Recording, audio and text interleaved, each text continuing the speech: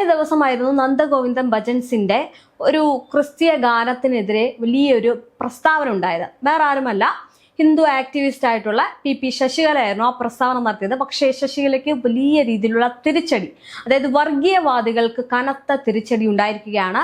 ക്ഷേത്രോത്സവത്തിലെ സംഗീത പരിപാടിയിൽ ക്രിസ്തീയ ഭക്തിഗാനം ആലപിച്ചതിൽ നന്ദഗോവിന്ദൻ ഭജൻസിന് നേരെ ഉണ്ടായിട്ടുള്ള സൈബർ ആക്രമണത്തിൽ പ്രതികരിച്ച് വേമ്പിൻകുളങ്ങര ശ്രീ മഹാവിഷ്ണു ക്ഷേത്രം രംഗത്തെത്തുകയാണ്. ഇതിൽ പരം കനത്ത തിരിച്ചടി ഒന്നും തന്നെ കിട്ടാനില്ല. ഹിന്ദു ഐക്യവേദി അധ്യക്ഷ നേരത്തെ പറഞ്ഞതുപോലെ തന്നെ കെ ശശികല അടക്കമുള്ളവർ എതിർപ്പുമായിട്ട് രംഗത്തെത്തി.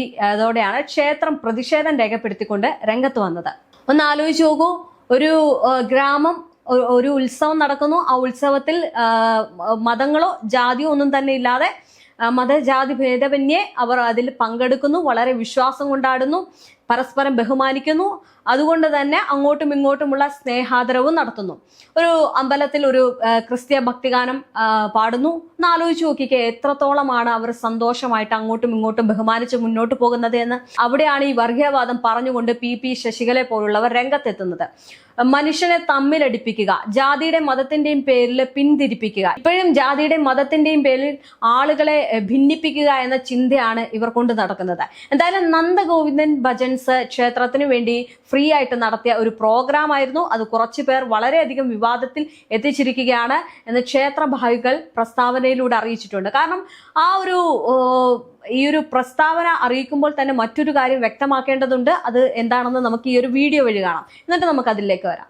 LKG തൊട്ട് പഠിച്ചത് നമ്മുടെ ഇവിടുത്തെ പള്ളി സ്കൂളിലാണ്, നമ്മുടെ ഹോളി ഫാമിലി സ്കൂളിലാണ്. അപ്പോൾ നമുക്ക് ഇവിടെ എല്ലാവർക്കും അറിയായിരിക്കും. എൻ്റെ കുറേ സുഹൃത്തുക്കളൊക്കെ ഇവിടെയുണ്ട്.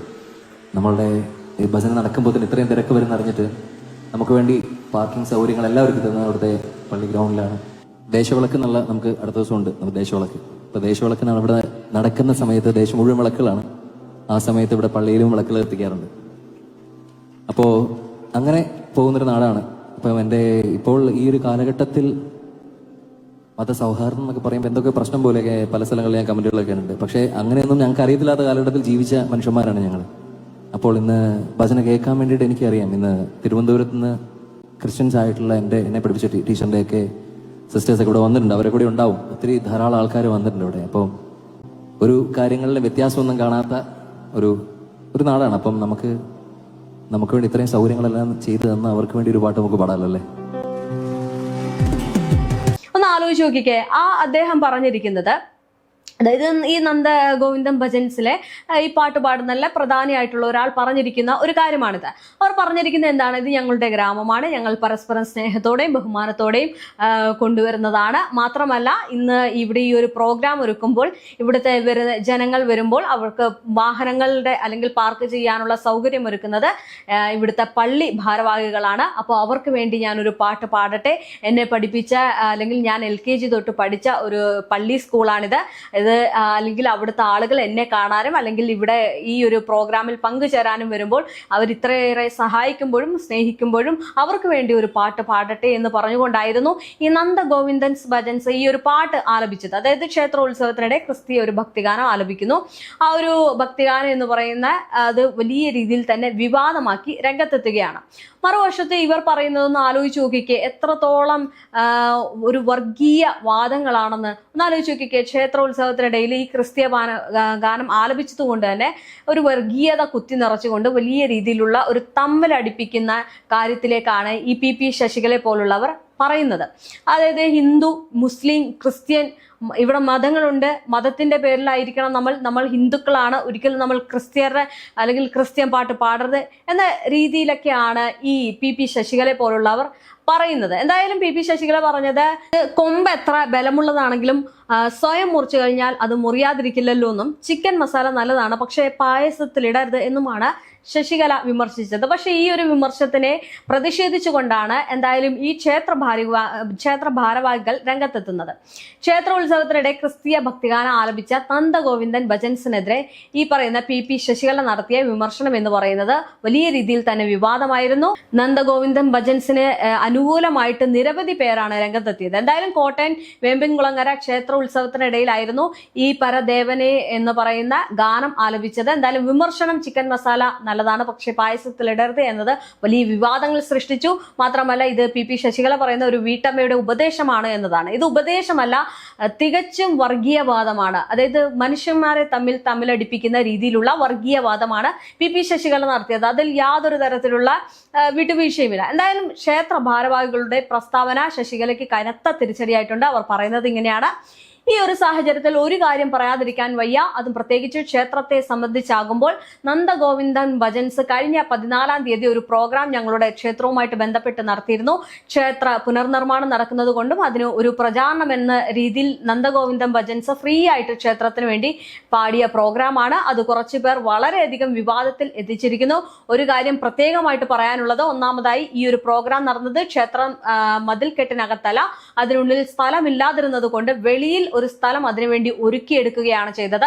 തന്നെയുമല്ല, ആ നാട്ടിലുള്ള എല്ലാ വിഭാഗ ജനങ്ങളും അതിന് ഇന്ന മതം എന്നൊന്നുമില്ല, എല്ലാവരും ഒരുമിച്ച് സഹകരിച്ചാണ് ഈ പ്രോഗ്രാം നടത്തിയത്. ക്ഷേത്രത്തിൽ സ്ഥലമില്ലാത്തത് കൊണ്ട് പുറത്ത് സ്ഥലം കണ്ടെത്തി. ആ സ്ഥലം ആരുടെയാണ്? ആ സ്ഥലത്ത് ആരൊക്കെയാണ് ഒന്നിച്ച് ചേർന്നുകൊണ്ട് ആ ഒരു പ്രോഗ്രാം നടത്താൻ സഹായിച്ചത്?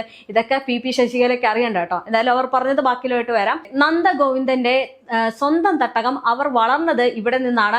നവീൻ LKG മുതൽ പഠിച്ചത് ഇവിടുത്തെ പള്ളി സ്കൂളിലാണ്. പഠിപ്പിച്ചത് എല്ലാ വിഭാഗത്തിനുമുള്ള ടീച്ചർമാരുമുണ്ട്. അതിനാൽ തന്നെ പ്രോഗ്രാം കേൾക്കാൻ ഹിന്ദുക്കളും ക്രിസ്ത്യാനികളും ഒരേപോലെ സഹകരിച്ചിരുന്നു എന്നും ജനബഹുതുല്യ കണക്കിലെടുത്ത് ഈ ഫ്രീ പാസോട് കൂടിയാണ് പ്രോഗ്രാം കൺട്രോൾ ചെയ്തത് എന്നും ഈ നാട്ടിലുള്ള എല്ലാവർക്കും പ്രോഗ്രാം കാണുന്നതിനും കേൾക്കുന്നതിനും ജാതി മത ഭേദമന്യേ പാസുകൾ വീട്ടിലെത്തിച്ചിരുന്നു. ഈ നാട്ടിലെ ഏകതയും അങ്ങനെയുള്ള ഒരു സ്ഥലത്ത് ഇതുപോലൊരു പ്രോഗ്രാം നടന്നപ്പോൾ അവിടെ നവീനെ പഠിപ്പിച്ച അധ്യാപകനും അവരുടെ സുഹൃത്തുക്കളും സഹപാഠികളും അവരുടെ വീട്ടുകാരും എല്ലാം ഉണ്ടായിരുന്നു.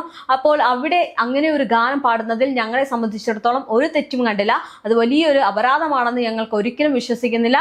ഈ ഒരു ഗ്രാമത്തിലുള്ള എല്ലാവരും വളരെ സൗഹാർദ്ദപരമായിട്ട് ജീവിക്കുന്നവരാണ്. അങ്ങനെയുള്ള പ്രദേശത്തെ ഇത്തരത്തിലുള്ള ഒരു വിവാദം ഇളക്കിവിട്ട് നിലവിലെ സൗഹാർദ്ദത്തെ എല്ലാവരും കൂടി തകർക്കരുത് എന്ന് മാത്രമേ ഈ അവസരത്തിൽ പറയാനുള്ളൂ.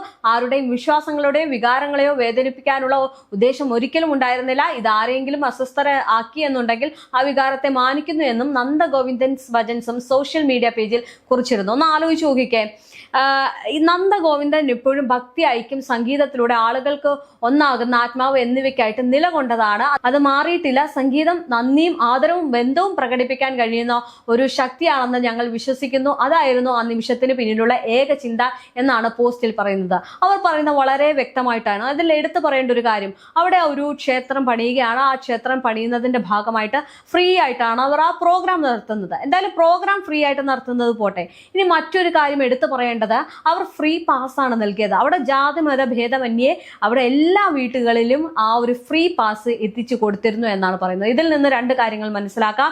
ഒന്ന്, അവിടെ എല്ലാവരും ഒരേപോലെ നിന്നുകൊണ്ടായിരുന്നു ആ പ്രോഗ്രാം നടത്തിയത്. ക്ഷേത്ര അകത്തല്ലായിരുന്നു, പുറത്തെ സ്ഥലം കണ്ടെത്തി എല്ലാവരും ഒരുമിച്ച് നിന്ന് ആ ഒരു പ്രോഗ്രാം നടത്തി. രണ്ടാമത്തേതെന്ന് പറയുന്നത്, അവിടെ ഒരു ജാതിയോ മതമോ ഇല്ലായിരുന്നു. അവിടെയുള്ള നാട്ടിലെ ആളുകൾക്കെല്ലാം വീടുകളിൽ ചെന്ന് ഒരു ഫ്രീ പാസ് നൽകുകയായിരുന്നു. അപ്പൊ അവരുടെ സ്നേഹവും പരസ്പരമുള്ള വിശ്വാസവും അവർക്ക് അങ്ങോട്ടും ഇങ്ങോട്ടും അവർ സഹകരിക്കുന്നതൊക്കെ ഇതിൽ നിന്ന് മനസ്സിലാക്കാൻ സാധിക്കും. ഇവിടെയാണ് ഒരു വർഗീയവാദം കൊണ്ട് വിള്ളൽ വീഴ്ത്താൻ വേണ്ടിയിട്ട് PP ശശികല വന്നത്. പക്ഷേ ഇത്തരം വർഗീയവാദങ്ങൾ അവർക്ക് മുന്നിൽ വില പോകില്ല എന്നതാണ് മനസ്സിലാക്കാൻ സാധിക്കും. ഒന്ന് ആലോചിച്ച് നോക്കിയേ, PP ശശികലയെ സംബന്ധിച്ചിടത്തോളം ഈ പറയുന്ന പ്രസ്താവനകൾ അവർക്ക് തന്നെ കനത്ത തിരിച്ചടിയായിട്ട് മാറുകയാണ്. മതേതര കേരളമാണ്. ഇവർ ഇപ്പോഴെങ്കിലും തിരിച്ചറിയേണ്ട ഒരു കാര്യമുണ്ട്, ഇവിടെ ഈ വർഗീയതകൾ വില പോകില്ല എന്നത്.